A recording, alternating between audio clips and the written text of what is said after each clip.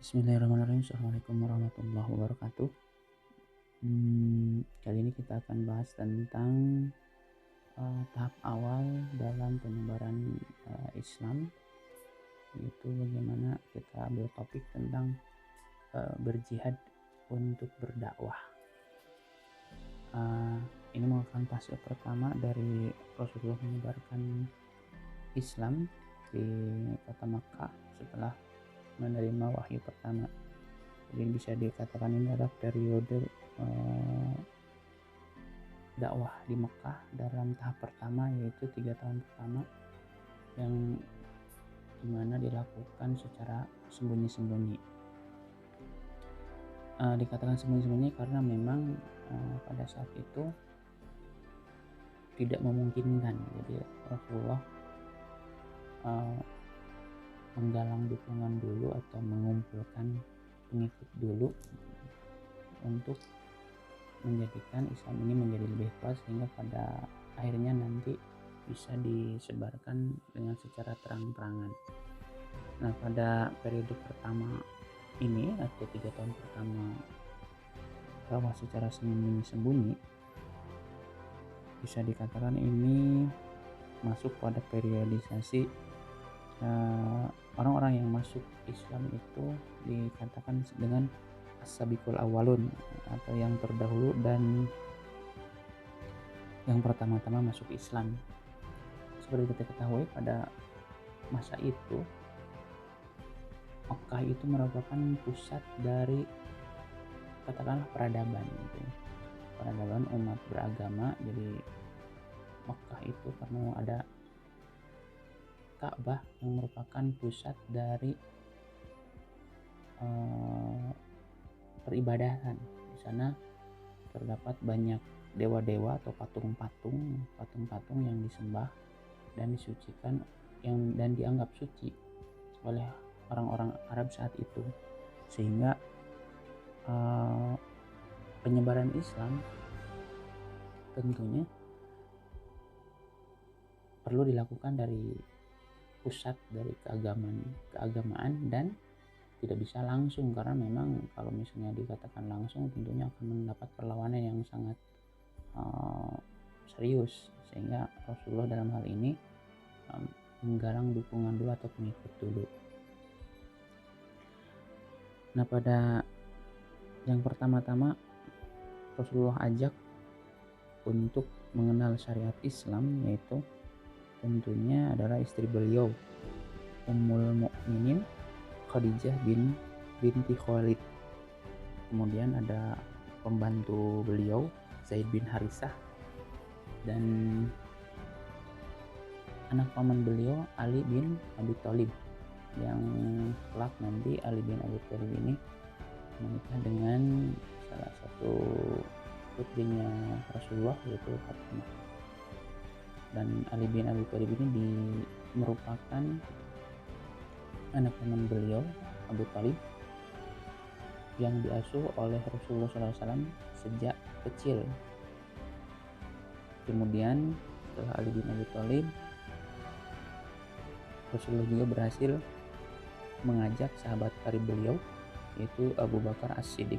Mereka ini termasuk pada hari mereka ini masuk Islam pada hari pertama dimulainya dakwah. Abu Bakar sendiri sangat bersemangat dalam berdakwah pada Islam. Dia adalah seorang laki-laki yang lemah lembut, pengasih, dan ramah, memiliki akhlak yang mulia dan terkenal. Nah, ada yang menarik, Abu Bakar ini dikatakan Abu Bakar As-Siddiq, yang membenarkan. Jadi apapun yang keluar dari mulut Rasulullah, Abu Bakar adalah menjadi orang yang pertama yang membenarkannya, sekalipun belum diklarifikasi apapun itu kan. Jadi Abu Bakar ini menjadi orang yang pertama ketika Rasulullah menyampaikan wahyu, menyampaikan berita, yang selalu menjadi orang pertama yang membenarkannya, karena memang sebelum diangkat jadi Rasul, Muhammad SAW ini sebelumnya dikenal sebagai Al-Amin, yang sangat jujur dan sangat dipercaya, sehingga tidak heran jika Abu Bakar As-Siddiq selalu membenarkan apa yang disampaikan Rasulullah SAW. Pada perjalanannya Abu Bakar pun membantu untuk syiar. Kemudian dia menyebarkan kepada kaumnya yang biasa duduk-duduk bersamanya dan yang dapat dipercayanya. Berkat seruannya ini, Abu Bakar dapat mengajak beberapa orang untuk masuk Islam, yaitu Utsman bin Affan, kemudian Az-Zubair bin Al-Awan Al-Asyadi, Abdurrahman bin Auf, Sa'ad bin Abi Waqqas, dan Talhah bin Ubaidillah At-Taimi. Mereka ini adalah orang-orang yang lebih dulu masuk Islam atau kawanan pertama dan fajar Islam. Selain itu juga kawanan lain juga yang lebih dulu masuk Islam adalah Bilal bin Rabah. Kita mengenalnya Bilal ini sebagai salah satu muazin periodisasi pertama atau muazinnya Rasulullah SAW, yang dimana beliau pernah menyampaikan, aku hanya akan menjadi muazinnya Rasulullah SAW.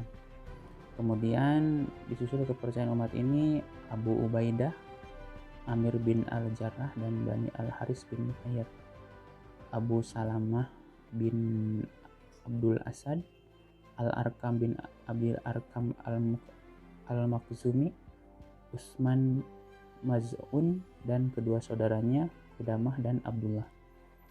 Ada juga Ubaidah bin Al-Haris bin Al-Matlabi bin Abdi Manaf, Said bin Zaid Al-Awadi, dan istrinya Fatimah binti Al-Khattab Al-Adawiyah.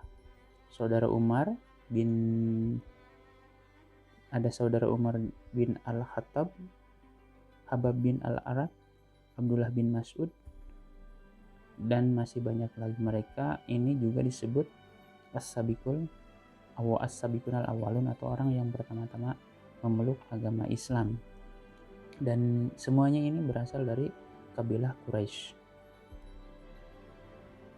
Ibnu Ishaq berkata, setelah itu banyak orang masuk Islam, baik laki-laki maupun perempuan, sehingga nama Islam menyebar di seluruh Makkah dan banyak yang membicarakannya. Cuman memang sekalipun banyak yang membicarakan, banyak di antara orang-orang Mekah masih belum memperhatikan bahwa itu hanya melihat sebagai sesuatu yang memang Rasulullah itu atau Muhammad itu yang memang sedang mendalami agama, jadi belum begitu mempedulikan pengaruh dari penyebaran Islam ini. Kemudian kita lanjut pada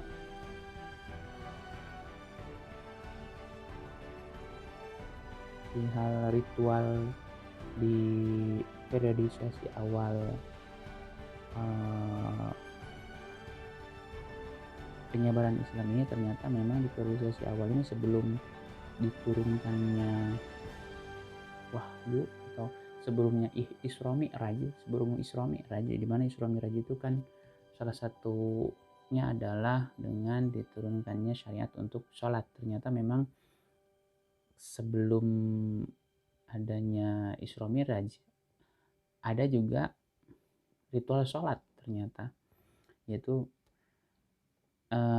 ini didasarkan pada firman Allah dalam surat Al-Mu'min ayat 55, A'udzubillahi minasyaitonirrajim, wasabbih bihamdi rabbika bil 'ashyi wal ibkar, dan bertasbihlah seraya memuji Rabbmu pada waktu pagi dan petang.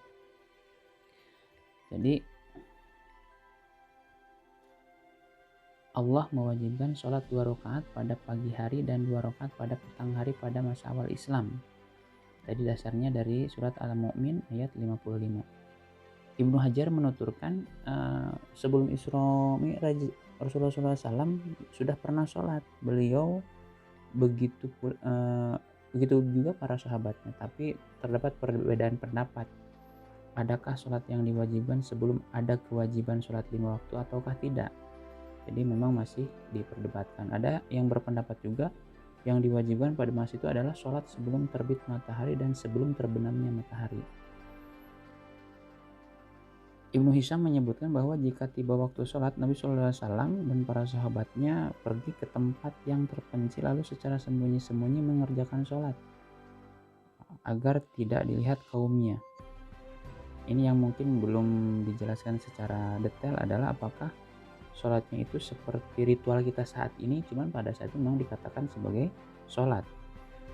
Suatu kali Abu Thalib melihat Rasulullah SAW mengerjakan sholat bersama Ali, maka Abu Thalib menanyakan syarat itu. Setelah mendapat penjelasan yang cukup memuaskan, Abu Thalib menyuruh beliau dan Ali agar menguatkan hati.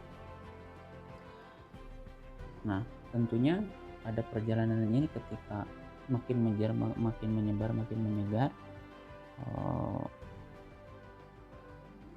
akhirnya orang-orang Mekah mulai memperhatikan dan mulai peduli apa yang diajarkan Muhammad saat ini, karena memang katakanlah orang-orang penting di Mekah itu sudah mulai ada beberapa yang masuk Islam dan ketahuan melakukan ritual yang tidak diajarkan oleh nenek moyang mereka, yaitu menyembah patung berhala yang ada di Ka'bah. Dan selanjutnya setelah periodisasi ini akan turun atau muncul wahyu atau datang wahyu lewat malaikat Jibril untuk memerintahkan Rasulullah SAW untuk berdakwah secara terang-terangan, karena dianggap sudah kuat secara keagamaan gitu ya, karena pengikutnya juga sudah banyak. Dan nanti kita akan bahas di sesi berikutnya. Demikian, terima kasih. Assalamualaikum warahmatullahi wabarakatuh.